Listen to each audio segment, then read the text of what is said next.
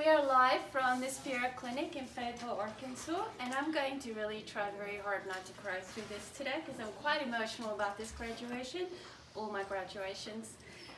Ali is returning to London. He came here with complex regional pain syndrome. And I want to have a special bit today about children that suffer from invisible diseases. It's really tough on you guys because you would have some days where you would look just fine, right? Yeah. And hurting a lot. Yeah. And that's kind of tough to explain to other 12-year-olds because you don't look sick. And you look fine, but underneath that, you're not. Was it embarrassing for you that you were sick, Ali? It wasn't embarrassing, it was just you didn't understand, so you didn't. Then it got embarrassing. Not the pain. It was just the fact that they thought that it was fine and wasn't. And you were very strong, and so how you tried to handle that is just to hide it. Yeah. Okay, so if your friends are watching this today, I want you guys to know this is one of the bravest kids I've ever met. Complex regional pain syndrome causes excruciating pain, worse than childbirth. And you were 12, and you dealt with it wonderfully. And then you came here, and in the last 12 weeks, you have transformed. You have handled therapies at levels that most grown men couldn't do. And you did it. I want to get your therapist, Bryce, up here. Most adults couldn't do it. He beat me today. It's crazy. And also your parents, Deborah and Jonathan. And you have your little sisters and your 3-year-old brother. You had an amazing support system. Bryce? Yeah, I mean it was a long road, but it was a good road. You know, the end result speaks for itself. But you know, the beginning was a little rough. Anybody that's been down MMR's hallway and been in those treatments before knows that it's really difficult, not just physically but mentally. You know, there's a lot of things that you got to try to shut down and compartmentalize, and then just focus on your movement. It's a challenge every day.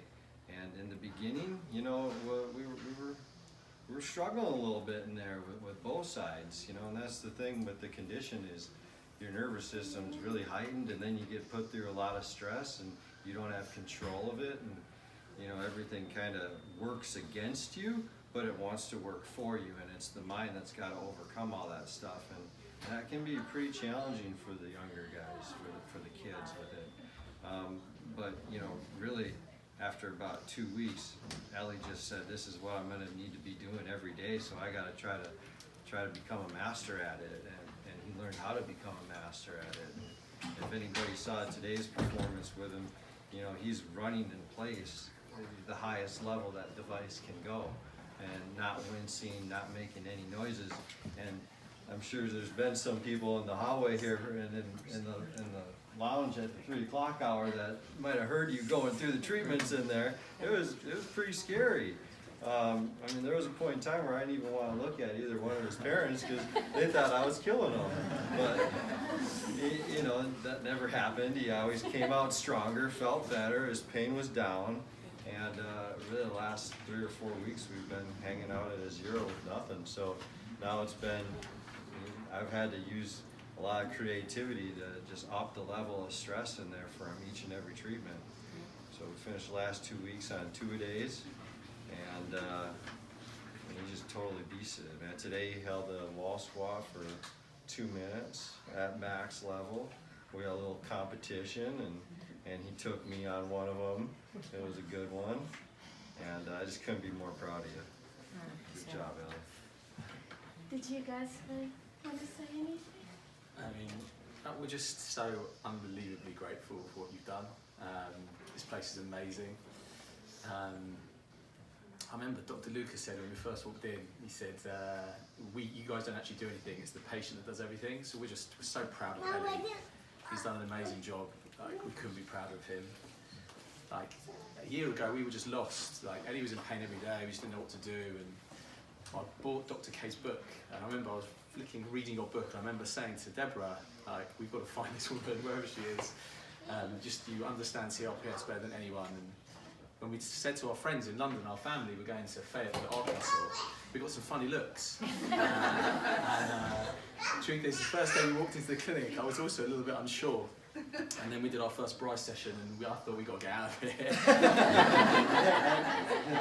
But it's just been totally amazing. It takes a lot for a 12-year-old to go through what he's gone through.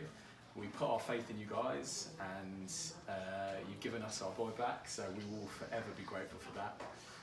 And just everyone here, it's just been the kindness you've showed us, like the generosity, the warmth to Ellie, and it tests your patience every now and again. I'm looking around, some of you guys have been so kind to Ellie, just so grateful to that. And it takes time, and I know that everyone's impatient to get better, but you get there in the end. I remember 6 months ago we were sat looking at these clips on Facebook thinking, should we go, should we not go?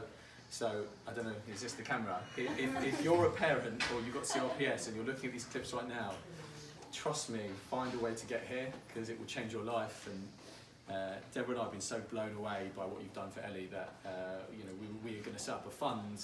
We were saying to Dr. K that we are going to make sure that we sponsor one patient every year who otherwise couldn't afford to come to Spero Clinic. We're going to do that going forward.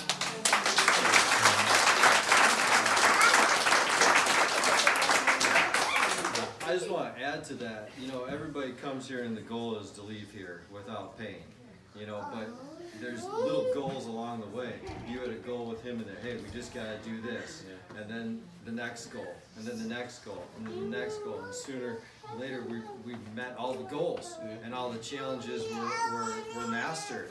And the end result was what you guys were talking about the whole time. Ellie, we just got to get to a minute hold on the wall squat. Ellie, we just got to get to 100 on the calf raises. And now, Ellie, we just got to get to 100 and move through it at this level.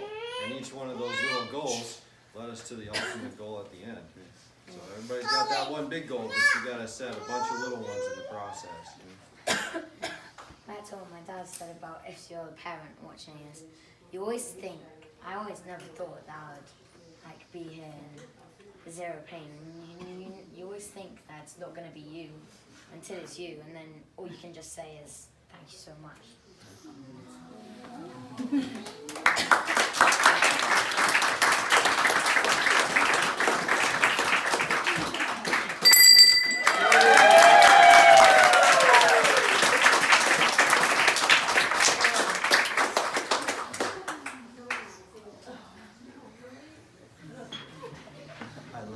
No, just kidding. Just kidding.